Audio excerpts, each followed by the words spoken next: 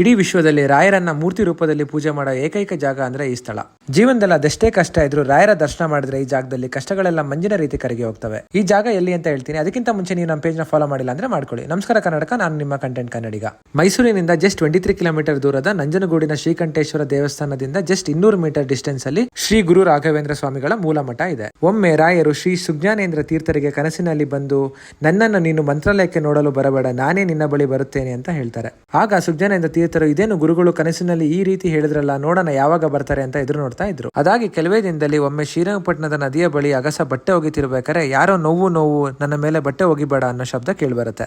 ಆಗ ಆ ಅಗಸ ಕಲ್ಲನ್ನ ತಿರುಗಿಸಿ ನೋಡಿದಾಗ ಶ್ರೀ ಗುರು ರಾಘವೇಂದ್ರರ ಮೂರ್ತಿ ಇರುತ್ತೆ. ಅದೇ ಊರಿನ ಒಬ್ಬ ಬ್ರಾಹ್ಮಣನಿಗೆ ಆ ವಿಷಯ ತಲುಪಿಸಿ ಆ ಬ್ರಾಹ್ಮಣ ಆ ವಿಷಯವನ್ನು ಮುಮ್ಮಡಿ ಕೃಷ್ಣರಾಜ ಒಡೆಯರಿಗೆ ತಲುಪಿಸಿ ಅದನ್ನು ನಂಜನಗೂಡಿನಲ್ಲಿ ಪ್ರತಿಷ್ಠಾಪನೆ ಮಾಡಿಸುತ್ತಾರೆ.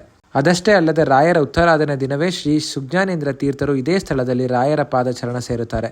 ಹೀಗಾಗಿ ಅವರ ಬೃಂದಾವನವೂ ಕೂಡ ಅದೇ ಸ್ಥಳದಲ್ಲಿ ಪ್ರತಿಷ್ಠಾಪನೆ ಪಟ್ಟಿದೆ. ಇಲ್ಲಿನ ಟೈಮಿಂಗ್ಸ್ ಬಂದು ಮಾರ್ನಿಂಗ್ 6 o'clock ಇಂದ ಮಧ್ಯಾಹ್ನ 1 ಗಂಟೆವರೆಗೂ ಓಪನ್ ಇರುತ್ತೆ. ಮತ್ತೆ ಈವ್ನಿಂಗ್ ಟೈಮ್ 5 ಗಂಟೆಯಿಂದ 8:30ವರೆಗೂ ದರ್ಶನಕ್ಕೆ ಅನುಮತಿ ಮಾಡಿಕೊಡ್ತಾರೆ. ಈ ಜಾಗಕ್ಕೆ ನೀವು ವಿಸಿಟ್ ಮಾಡಿದ್ರೆ ಮಂತ್ರಾಲಯಕ್ಕೆ ಹೋದಷ್ಟೇ ನೆಮ್ಮದಿ ಮತ್ತು ಖುಷಿ ಸಿಗುತ್ತೆ. ಈ ತರ ಹೆಚ್ಚಿನ ಕಂಟೆಂಟ್ಗೆ ನಮ್ಮ ಪೇಜ್ನ ಫಾಲೋ ಮಾಡೋದು ಮಾತ್ರ ಮರಿಬೇಡಿ. Thank you.